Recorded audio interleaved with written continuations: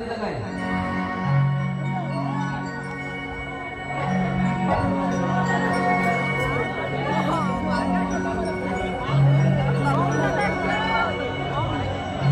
टिम्पल तो ये हो, माइक दो। एक सेकंड इधर आइए आप।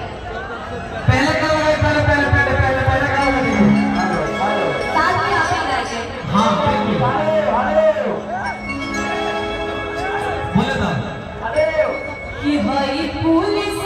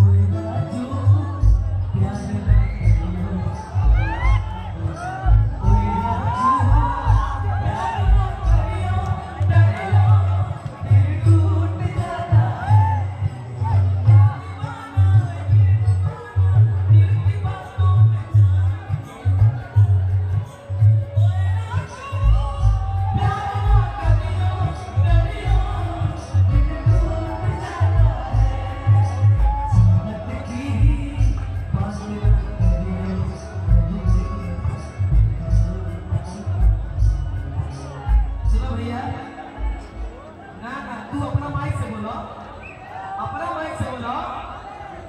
जो मेरी रूह को चैन में वो खुशी बन गए हो, जिंदगी बन गई हो, जिंदगी बन गई हो। ये दुनिया में मेरी तोहरा सिवा, तोहरा सिवा प्यार में की बारी। हेलो, एक बार आप वहां से दौड़ के आके गले मिल रही है, एक बार आके प्यार से ये दुनिया में नहीं है तोहरा सिवा, तोहरा सिवा प्यार में की बारी। हम बेवफा, हम बेवफा, चाहे मोतिया तू मानो, चाहे मत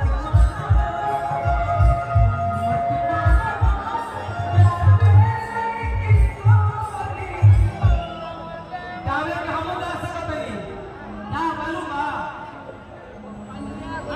नहीं नहीं यही अच्छा है। गाने को मैं भी गा सकता हूँ कि तोरा घोड़े के गुलाम पूरा देश का। नहीं गा सकता हो,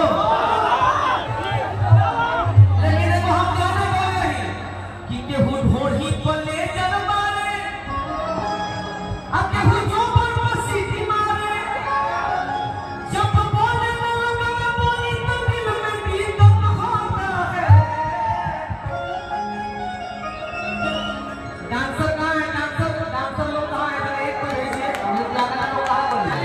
अच्छा कोनो बात नहीं, चली गई ना। अगर सही बोल सकते ताली बजाते हो। सही बात कि केहू ढोढ़ी पर ले जल मारे, अब केहू जो पर सीटी मारे, जब बोले ना लगा बोली तो दिल में दीपक होता है।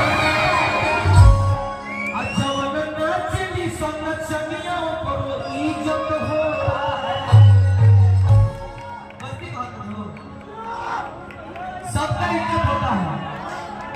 अब हम चाहेंगे कि ये बेलरवा का पापा भाई मेरा कब से बैठा है, मेरा भाई है, मेरा छोटा भाई है, मैं चाहता हूँ कि आप आइए। नहीं सबका इस दरबार में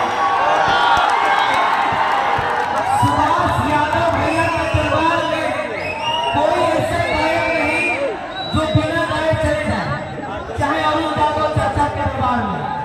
यह लोग ऐसे पानी के कलाकार के इज्जत सम्मान दिया।